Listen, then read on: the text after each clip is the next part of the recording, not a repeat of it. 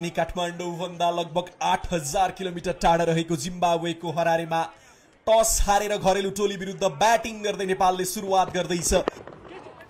Asif Sheikh opener batsman मौका पाएका थिए लेग साइडमा शट खेल्ने अनि जानेछ बल सीमा रेखा बाहिर 4 रनका लागि पहिलो बाउन्ड्री। कुशल र आसिफको जोडी रन बनाउन आवश्यक छ। दुवैले क्या गजबको शट खेलेका छन्। कुशलले यहाँ लेग साइडको दिशामा शट खेल्न रुचाउँछन् अनि 4 रनका लागि। ओहो यो पटक अफ स्टम्पको बल रहेको थियो। गजबको रिस्ट वर्क यहाँ कुशल भुर्तेलको चेज रहेको छ। फिल्डरलाई तर बलले जित्नेछ रेस। तेस्रो बाउन्ड्री नेपालका लागि। मजा काट्जा स्पिन लिएर आएका छन् तर कुशल भुर्तेलको स्लग स्वीप नो म्यान्स ल्यान्डमा झर्नेछ अनि जानेछ 1 bounce over the boundary.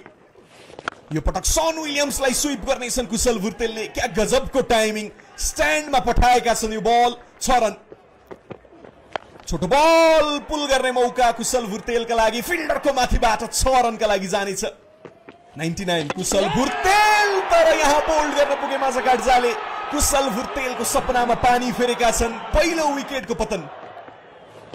Asif Sheikh उनीमाथि प्रेसर बन्दै थियो अनि विकेटको पतन हुनेछ। यहाँ गल्ती गर्ने छैनन् रायन बलले। दुवै ओपनर पवेलियनमा अब नेपालका लागि। कुशल मल्ललाई आज प्रमोट गरिएको छ नम्बर 3 मा अनि कुशल मल्लले प्रुभ गर्दैछन् किन उनलाई प्रमोट गरिएको थियो भनेर। सिकन्दर राजाको बल हात खोल्ने मौका पाए कुशलले। लङ अनको दिशामा यो गजबको छक्का कुशल मल्लको ब्याटबाट। रोहित स्ट्राइकमा रहेका छन्। छोटो बल पुल गर्न चाहन्थे। आवाज आएको छ। एज लागेको छ।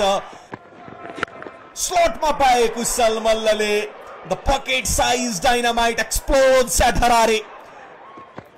यो पटक फुल टस बल कनेक्सन बन्न सकेन। 30 यार्डको फिल्डरले सजिलै क्याच गर्नेछन्।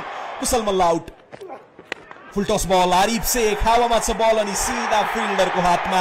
अर्को विकेटको पतन नेपालका लागि।